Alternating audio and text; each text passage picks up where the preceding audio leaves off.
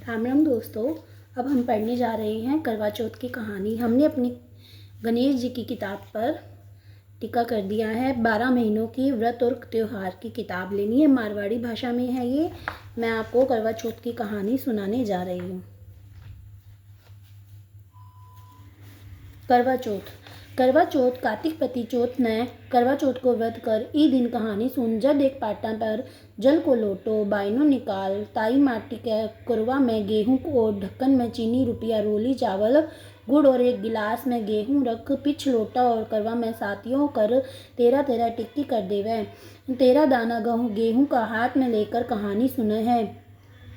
Pitch tikka निकाल कर बायनों काट कर सासू जी ने पगा लगाकर दे देवे। गिलास का गेहूं और रुपया मिश्रानी ने देवे। रात ने चांद उगन से बी जल के लोटा से 13 दाना गेहूं का सा अर्घ देवे। रोली चावल और गुड़ चढ़ावे, पिछ झीम लेवे। आपकी बहन बेटियां ने बानव निकाल के ने ताई करवो और रुपयो भेज देवे। चौथ को उजमन कर जद 13 सुहागन मिश्रानिया ने जिमावे। कहानी सुने जद 13 ते जगह 4 पूड़ी, थोड़ो थोड़ो सीरो, तियल और रुपयों पर भी बानो निकाल कर सासू जी ने पगा लगा कर देवे। रात ने मिश्रानिया जिमे जद 13 सीरा पूड़ी की कुड़ी भी उन्होंने घाल देवे। जिमा कर टिक्का काट कर रुपया देवे, पिछ जिम लेवे। जय हो चौथ माता की। करवा चौथ की कहानी। एक साहूकार के 7 बेटा 1 बेटी थी। सातों भाई बहन ने साथ लेकर जिमता। कार्तिक लागत की चौथ आई। भाई अपनी बहन ने बोले कि आओ भाई जिम लेवे। बहन बोली आज तो मेरे करवा चौथ को व्रत है, सो चांद उगन से जिमूंगी। भाई सोचो कि बहन भूखी रहेगी, सो एक भाई दीवो लिए, एक भाई चालनी लेकर टिबाक ओल होकर दियो चास कर चालनी ढक दी और कहो कि बहन चांद उग्यो अर्घ दे ले। बहन भाभिया ने आकर बोली कि आओ आवो अर्घ देवा। भाभियाँ बोली कि बाई जी थारो चांद उग्यो है, मारो तो रात न उगसी। बहन एकली ही अर्घ देकर भाइयों के साथ जिमन बैठ गई। पहल घासिया में बाल आयो, दूसरा में सिवाल आयो, तीसरा में बाई ने ससुर लोग लेन आ गया। बाई को पावनो बहुत बीमार है, सो जल्दी भेजो। माँ बाई ने पैरन खातर 3 बार बगुचियो खोलियो, तीनों बार ढोलो भात निकलियो। जब बाई ने जद धोलो ही पहना कर सासुर भेज दियो। माँ एक सोना को टिक्को पल्ला के बांध दियो और बोली कि रास्ते में कोई भी मिले ऊ के पगा लागती जाइए और जिकी तने सुहाग को आशीष देवे उन्हें सोनों को टको देख कर पल्ला का गांठ लगा लिए। रास्ते में सब जनी भाइयों को सुख देख की आशीष देती गई, कोई भी सुहाग की आशीष को नहीं दी। शास्त्रा का दरवाजा पर छोटी सी ननंद खड़ी थी। बाहू के पगा लागी तो बोली कि सील सपूती हो, 7 पूत की माँ हो, मेरा भाई का सुख देख। सोनों को टको ननंद ने देख कर पल्ला का गांठ बांध ली। भीतर गई तो सासू पिडो कोनी खाली, बोली कि ऊपर मरेड़ो पड़े है, बैठ जाकर बैठ जा। ऊपर गई तो देखा तो धनी मरेड़ो पड़ो है, ऊ के कने बैठ गई और सेवन लाग गई। बिकी सासू रोजीना बची कुची रोटी दासी ने देकर भेज देती, कहती मरियो सेवड़ी ने रोटी दिया।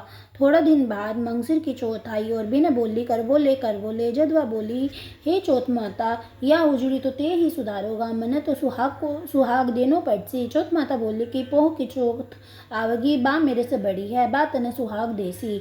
इसी तरह सारी महीना की चौथ आती गई, ये सब यहाँ ही कहती गई मेरे से बड़ी चौथ आओगी, बात ने सुहाग देसी। पिछ आस्योस की चौथ आई और उन्हें बोली कि कार्तिक की चौथ तेरा पर नाराज है, तू उनका पग पकड़ लिए, बा ही तने सुहाग देसी। पिछ कार्तिक की चौथ आई और गुस्सा में बोली कि भाइया की प्यारी कर बोले, दिन में चांदुगानी कर बोले, घनी बुखानी कर बोले, व्रत भांडनी कर बोले। जब साहूकार की बेटी भी का पग पकड़ लिया, रोन लागी और बोली कि हे चौथ माता मेरो सुहाग तो थारा हाथ में है, थाने देनो ही पड़सी। चौथ माता बोली कि पापनी हत्यारनी मेरा पग क्यों पकड़ कर बैठी है। बा बोली कि मेरी बिगड़ी अब थाना ही सुधारनी पड़सी, मने तो सुहाग देनो पड़सी। चौथ माता राजी होगी और आंखा में से काजल काढ़ियो, नुआ में से मेहंदी काढ़ी, टिक्का में से रोली काढ़ के चिटली आंगली की छांटो दियो। देता ही ऊ को धनी उठ कर बैठ गयो और बोलियो कि बहुत सुत्या। हाँ बा बोली कि क्या का सुत्या, मैं तो थाने 12 महीना हो गया सेवता। चौथ माता सुहाग दियो है। घनी बोलियो कि हे चौथ माता को कि चौथ माता को उछाव करा। जद वह चौथ माता की कहानी सुनी, करवो मिनस्यो चुरमो बनायो, दोनों जना जीम कर चौपड़ पासा खेलन लग गया।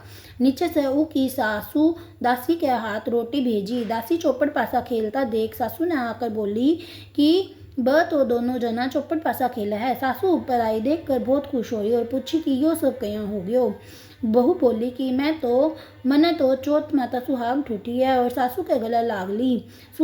सासू सुहाग की बहुत आशीष दे, सारी नगरी में हेलो फैला दियो कि पुरुष की लुगाई, बेटा की माँ, सब कोई चौथ व्रत करियो, तेरा चौथ करियो। हे चौथ माता, जिसो साहूकार की बेटी ने सुहाग दियो, जिसे सब ने दियो, कहता सुनता हूँ कारा बरता अपना सारा परिवार ने दियो। जय हो चौथ माता की। इसके बाद बिंदायक जी की कहानी है। बिंदायक जी की कहानी। एक अंधी बुढ़िया माई का बेटो और उनका बेटा की बहू थी। ब लोग बहुत गरीब था। बुढ़िया माई रोजीना गणेश जी की पूजा करती। गणेश जी रोजीना कहता कि बुढ़िया माई कुछ मांग। बुढ़िया माई कहती कि मन्ने तो मांगनो को नहीं आवे। गणेश जी बोलता आपने बेटा बहू ने पूछ ले। जब बा अपना बेटा से पूछी तो बेटो बोलियो कि माँ धन मांग ले। बहू ने पूछी तो बा बोली सासू जी पोतो मांग लो। बुढ़िया माई सोची कि ये दोनों तो अपना मतलब की मांगा है, सो पड़ोसन ने जाकर पूछूं। पड़ोसन ने जाकर बोली कि गणेश जी मना कहा है कुछ मांग ले, सो के मांगू। पड़ोसन बोली कि राम मरी तू क्यों तो धन मांगे, क्यों तो पोतो मांगे, थोड़ा दिन जीवेगी सो दिदा घोड़ा मांग ले। घर आकर बुढ़िया माई सोचे कि बेटा बहू राजी होवे जी की भी मांगनी चाहिए, आपना के मतलब की भी मांगनी चाहिए। दूसरा दिन गणेश जी आया और बोलिया कि कुछ मांग ले। बुढ़िया माई बोली कि दिद्दा घोड़ा दे, सोना का कटोरा में पोता ने दूध पीता देखा, अमर सुहाग दे, निरोगी काया दे, भाई भतीजा ने, सारा परिवार ने सुख दे, मोक्ष दे। गणेश जी बोलिया कि बुढ़िया माई तू तो मैंने ठग लिया, मैं सब कुछ मांग लियो पण ठीक है तेरे अइया ही हो जासी। गणेश जी अंतर ध्यान हो गया। बुढ़िया माई कह सब कुछ भैया ही हो गयो। हे गणेश जी महाराज, जिसो बुढ़िया माई ने दियो बिसो सब ने दियो, कहता सुनता सुहकारा भरता आपने सारा परिवार ने दियो। जय हो चौथ माता की जय हो। बाने पे से पानी और हाथ जोड़कर अपने बाने को छुटकार ले और फिर अपनी सासू माई को दे दीजिए। जय हो। राम राम जी।